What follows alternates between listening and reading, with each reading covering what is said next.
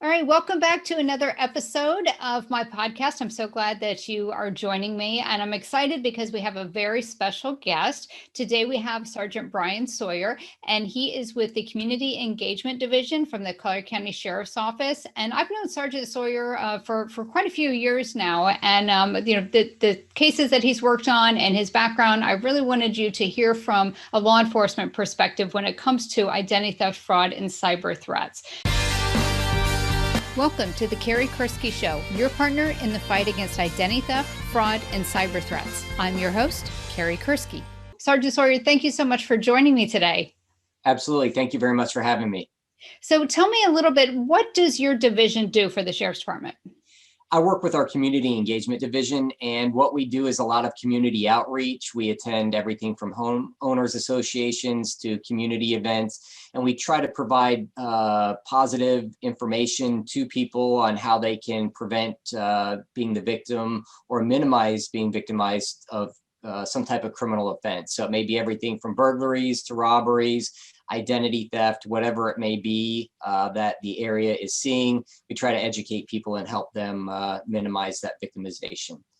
Yeah, and your department, I got to say, you guys are wonderful. If you are on Facebook or on Twitter, you've got to follow the Collier County Sheriff's Office, because the information that they put out in the warnings, they are not only educational, but they are, some of them, hysterical. Tell us a little bit about your background, because I know you say you're working in the community engagement, but that's not all you do. So tell people a little bit more about your background. I have one of the most diverse backgrounds in law enforcement. Done everything from SWAT team member, hostage negotiator, safety officer, and I've worked in investigations throughout most of my career. Everything from homicide, sex crimes, robberies, burglaries, and I spent the last 3 or 4 years in investigations working on identity theft and fraud. One thing that I saw was some of your violent crime had minimized, say, for instance, bank robberies. We used to see bank robberies, I don't want to say frequently, but you used to see a decent amount of them, and people stopped robbing banks. And one of the reasons that I attributed that to is that they started delving more into committing fraud and identity theft.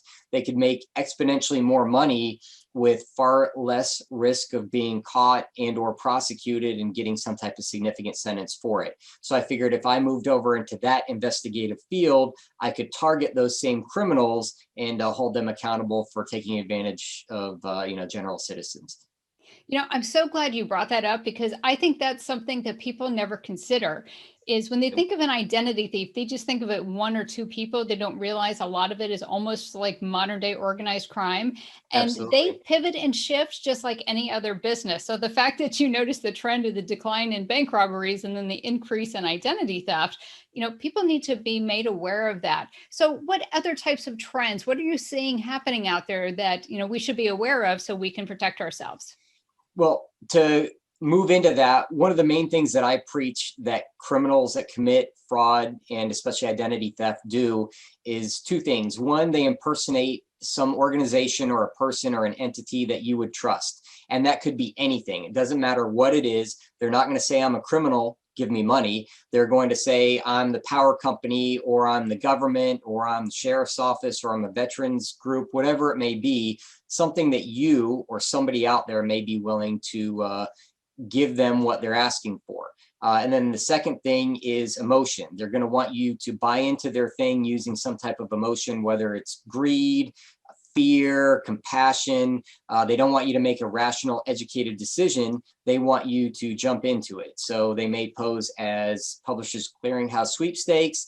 They may pose as your grandchild. They may pose as your bank. The sky's the limit with what they will pose as long as they hit the right person with the right scheme. That's how they're getting paid, or they're getting their money. So a lot of that trends with what the current topics are. Right now, COVID-19 for the past almost a year has been the major trending topic within the country, actually within the world. So they are going to potentially try to pose as something that has to do with the COVID issue.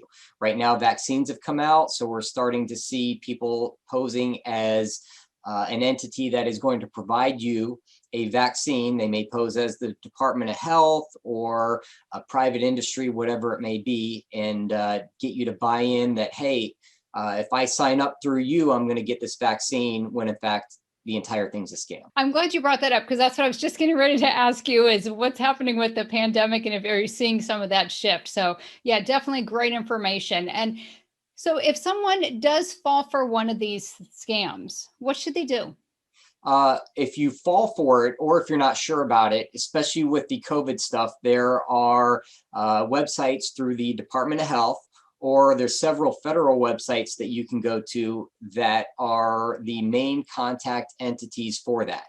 We at the Sheriff's Office have a fraud hotline, but we are not fully versed in what is happening with the COVID vaccines, because that changes almost daily and it's very hard for us to keep up. So whether you receive a call, an email, a text, or you're victimized by it, if you want to reach out to one of these federal entities or the local Department of Health, they're your best resource to at least initially start out with. Well, thank you. I think that that's great information, because again, people are always, they are panicking. They want to get this vaccine, and any little thing where they think they can get it faster or get moved up on the wait list, and they're not doing their due diligence. So I think it's a great thing to tell them to reach out to the State Department of Health. Exactly. And I'm going to give you a quick tip, and this may change. So depending on when you're watching this video and what happens then, if somebody reaches out to you, it's a scam.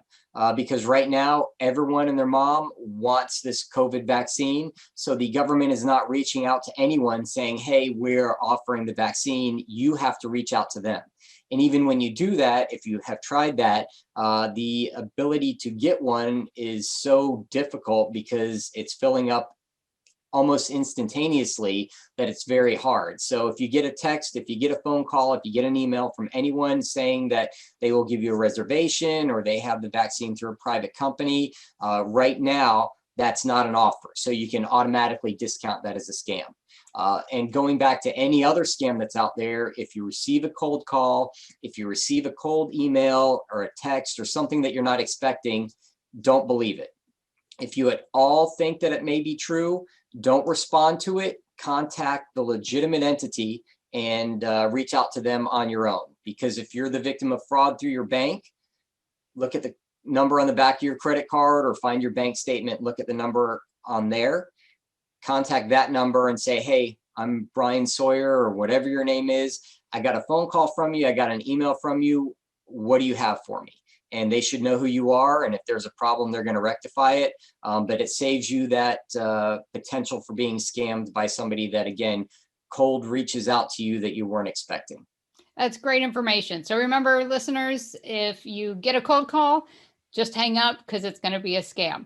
So, or don't even answer it. Or just don't even answer. I don't answer recognize the phone number. I don't even answer the phone. If they want me, they will leave me a voice message, and then I can assess it from there, or they may text me or whatever it is. But otherwise, there are so many scam calls out there. I don't know if it's this year, but the FTC, at least last year, had said that more than 50% of the phone calls made would be some type of scam or spam calls. So when you think more than 1 out of every 2 phone calls that are going to come to a phone are fraud, why are you going to answer the phone in the first place? Yeah, I agree. And, not to get into another topic, because we could talk all day about this. We're definitely going to have you back on another time. But also be careful with text messages when you're getting those, because we're seeing an increase in those scam text messages. So I want to ask you a question. I've been working with victims for about 15 years. And the first thing that they always say to me is, I contacted my local law enforcement agency and they didn't do anything. Now, you and I both know that that's not true. And I understand the position that you all are in and what things that you can and cannot do. But why don't you tell the listeners, explain to them a little bit about what goes into investigating an identity theft, fraud, or cyber case, and why sometimes the victims think that you're not offering help when really that's not your job. So just kind of give us the big picture about what you all do and what you can and cannot do. Absolutely. To put it into perspective real quick, your local law enforcement will work car crashes. They'll work burglaries to your house. They will work graffiti, whatever it may be. That occurs locally. You have a suspect that almost always, or a subject or something that is occurring within our physical jurisdiction. So we have traditionally worked that. Maybe the suspect had left fingerprints or DNA, or we can get video from a doorbell, whatever it may be, we can investigate those crimes. These other things occur virtually, whether it be telephonically, through the internet, or whatever else. If you're driving down a roadway, everyone's always concerned because the cops may be somewhere with the radar gun, and you're always conscious about that. Have you ever seen a cop on the internet? The answer to that is no.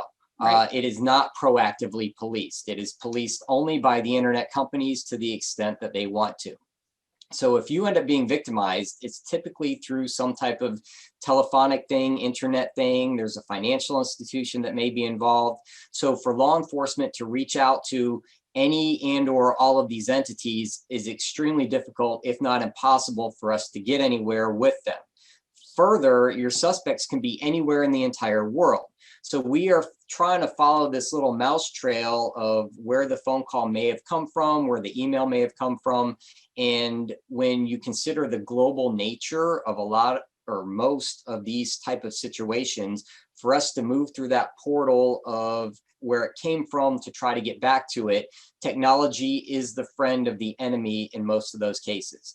So again, if it's something where somebody is here locally, we've got a fighting chance. But time after time after time, these scams that come from somewhere, the criminals know how to morph information, utilize the anonymity that one can get from the internet, and they don't use it the same way that you do, where you're honest about it, you sign up, you put your real information and all that stuff. They are constantly using fake addresses, fake IP numbers. They're able to change the number on the caller ID. So they're absolutely brilliant with how they do it, and it really hinders law enforcement as far as a reactive investigation. And I've mentioned to people that identity theft is almost the perfect crime because it is Absolutely. so hard to track. It's like you're hunting a ghost. So I'm glad that you shared that with us. Another thing too is that, folks, I want you to remember when you are a victim, law enforcement's job is to catch the bad guys. And they do that by tracking down the evidence. And like Sergeant Sawyer was saying, if it's something local, there's usually fingerprints or something tangible that gives them something to start with. But law enforcement's job is not to help you fix the problem. So if you're contacting your local law enforcement and expecting them to fix your identity theft issue, that's not their job. That's not what they're supposed to do. We want them to go out and catch the bad guys. So keep that in mind when something happens to you and you reach out to law enforcement. Absolutely. And it's one of the things that I noticed in the several years that I worked identity theft and fraud is that most people had not really planned to be victimized. So when they were, it was very overwhelming for them, and I completely understood where they were coming from. But after understanding the system, within 2 or 3 days, they were annoyed by it, but they realized that they would be reimbursed by their financial institution, or they were basically out the money and they would never see it again. But once that realization happened to them, it was easier for them to take. Should never have happened. It's unfortunate that the system allows that as often as it does, but that's the reality behind it. So I recommend to people, educate yourself as far as if you're the victim of identity theft, how can you identify it as quickly as you can, and what are the methods to rectify it? So if you need to file a letter with a financial institution, if you need to contact a credit reporting agency, whatever it is, if you understand the process ahead of time, and I don't say this about robberies or burglaries, but this is the one area of law enforcement that I really recommend you spend a couple hours doing a little bit of research, do your due diligence to just anticipate being victimized. So that way it's easier for you to deal with it when and if it does happen to you. You are absolutely correct when it comes to that. People don't realize that they can either be their best defense or their own worst enemy. And by not keeping aware of what's happening out there and keeping your eyes and ears open and watching for these warning signs, you're leaving yourself wide open. So I agree with you 100%. People need to take it upon themselves to educate them about what could happen, and if something does happen, what their rights are. I mean, you don't have to go and read all the statutes and learn all the legal language, but just know what's covered, what's not, or who you need to call. So it's a great point on that. Thank you. One other thing too, in conjunction kind of with the COVID situation, are stimulus payments, unemployment, and all that type of stuff. That's another area where criminals are going to try to reach out to people and pose as, the government with the stimulus check, or they may file unemployment under your personal identifying information in another state. So you may not even hear about it till 6 months or a year from now when you get some letter that you filed for unemployment in Idaho, and you've never even lived in Idaho, but somebody was using your identity in order to take advantage of this COVID situation and get money by circumventing, some type of system that exists. And that's a great point. So not all identity theft is involving bank accounts and credit cards. So if you get a letter, whether it's from the SBA or a state agency regarding, an unemployment filing or a PPP loan or an EIDL or any of these things, don't throw it away. You need to contact that agency. If you're concerned about the letter being a scam, you don't have to call the phone number that's in it. You can go search on the internet, find the organization's website and call their number and just say, I just got this letter. Is this legitimate? Because if you throw it away, it could end up costing you big trouble down the road, especially if it's involving, getting benefits. It could end up being audited by the IRS because you're not disclosing that on your tax return. It's a lot of problems. So if you get these letters, please don't just throw them away thinking they're a scam. You do need to take action and verify it. So I'm glad you brought that point up. I've had a lot of people that I've worked with where they, as we start uncovering their identity theft, they'll be like, oh, you know what? A few months ago, I did get a letter and I thought it was a scam, so I threw it away. And that was the first red flag. Yes. Or they call the number on the letter and the letter ends up being a scam. Right. So they think they're contacting the real entity when in fact it's not. So just like you said, look at the organization that the letter or the email identifies itself as, and do your own research and figure out what the contact number is for it. One of the most recent scams that we've seen, which has popped back up, are power scams. And somebody's going to contact you posing as Florida Power and Light, Lee County Co-op, or whatever, say that you're in arrears and they're going to shut your power off. That started off with businesses because if a business loses its power, it can't do business. So, hey, we need payment within the next 4 hours. They always ask for prepaid cards because it's the same thing as cash and they can launder that instantaneously. It's not your credit card or anything to that effect. And so we would see businesses lose several $100s because they thought they were going to get their power shut off. Now they are moving that to Citizens. And keep in mind too that they are brilliant. They'll give you an 800 number with the receptionist. That receptionist is going to put you in contact with someone else on a phone transfer. So it's going to seem like a legitimate company. The entire thing's a scam. Yeah, absolutely. And again, it's, the thing that when we talk about the different types of scams that are out there, and that was something we did with the task force, is people always want to know, well, what scam do I look out for? You can't just focus on who's calling because the bad guys always change it. So like you said, they started with the power scams for the businesses and then they shifted over to the consumer. So you need to keep your eyes and ears open to everything. One last thing I want to ask you about, and again, just to help educate our listeners, is that when it comes to these types of financial crimes, there's different levels of crimes that warrant different types of investigations. And one thing that I've noticed is that when you're dealing with someone whose credit card or debit card's been exposed and there's fraudulent charges, they're made whole. So the victim never has an out-of-pocket financial loss.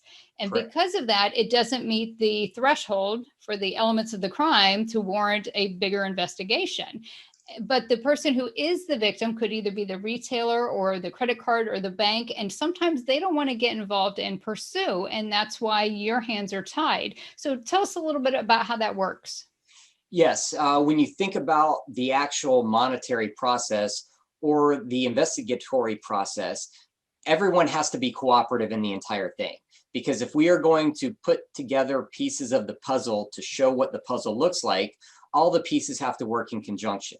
So you may start off being the victim because it's your credit card number that was cloned or used in some form, fashion, or another. But that credit card is tied to a bank. So that bank has to be cooperative with us. Further, that credit card was used at some type of retailer or retailer. So each one of them has to be cooperative with us. And ideally, everyone is going to be cooperative in that process. The reality is it does not work that way. There are thresholds that need to be met by a lot of these institutions where they're like, hey, that's a $12,000 loss. It's not worth our time. We can't assign somebody to it. It's below our threshold of where we are going to cooperate.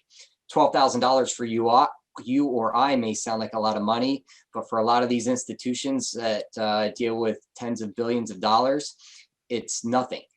So again, we may start off with you, but then we got to move to your bank, and your bank may just say, hey, you need a subpoena, we're not going to cooperate. And then again, our hands get tied, just like what you said with that. So the important thing to initially consider is, are you made whole? And if you are, accept that as a win because you're not out any money, and then turn it over to your bank. And if your bank wants to cooperate with us as far as the investigation, we will continue to work with them. That's the Collier Sheriff's Office. There's an agency that's right around us that gives you a case card if you are the victim of identity theft or fraud, and it says that they will not investigate it if you have lost under $50,000. Wow. That's a law enforcement agency, and they give you a card that says that. So their threshold to investigate things is 50 grand. And if you're the victim of $48,000 worth of a loss, they're not going to investigate it. So that's where some of these levels take place. Again, at the Collier Sheriff's Office, we want to help you. It's just very difficult. Wow, that I'm sure a lot of people are going to be very shocked to hear that. And a lot of people also might have an aha moment of, that's why they never did anything, or that's why I never got a response. So every law enforcement agency, they can set their own thresholds as to what dollar amounts or when they're going to actually launch a full investigation. Correct, because the personnel, the time, everything that's involved in it, it does take a lot of time if you have cooperative entities. I mean, it can take weeks, if not years. Stuff comes in, it's way too complicated to explain here, but the reality is behind it. If you want to take a step back and think about it, how many, internet companies, cell phone companies, all that can be involved in one scam. And for us to put the puzzle together, again, it's very difficult. So making yourself whole or preventing being the victim, that should be everyone's number one priority, because once you are victimized, it's difficult to go from there. Yeah, and I like how you said it, that if you are made whole, consider that a win and try to just let it go. Because oftentimes people, they go through the series of emotions after they're a victim of identity theft. And Absolutely. It ranges from, fear to anger and revenge. And people always say, but I want to catch them. I want to have my justice. I want to see this person brought up on charges. And, you have to remind yourself, hey, you don't have any money that you lost. You've been made whole. So let's, kind of start fresh and move forward from there. So I'm glad you brought that up. And it's not just me who tries to tell people that as well, because it is. You have to consider, all the pieces of, it's a win and you need to accept it.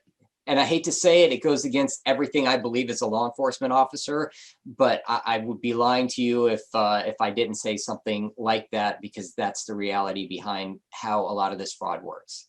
Yeah. Well, thank you so much for joining me today. Any other parting words? Anything else that you want to share with us? Again, thank you for having me. We appreciate it. We are here for the community. We do home security surveys, or we are here to help answer your questions. So anything that we can help you with, contact us. Our fraud hotline is 239-252-CALL or 2255. So if you may have a scam that you're not sure about, you can call that number. It's not manned 24 hours a day, so you may have to leave a message. Don't do anything until you talk to us, and we can let you know that it is fraud, not fraud. We're not sure, but I can tell you 99% of the time, if you're calling that number about something, it's going to be some type of fraud.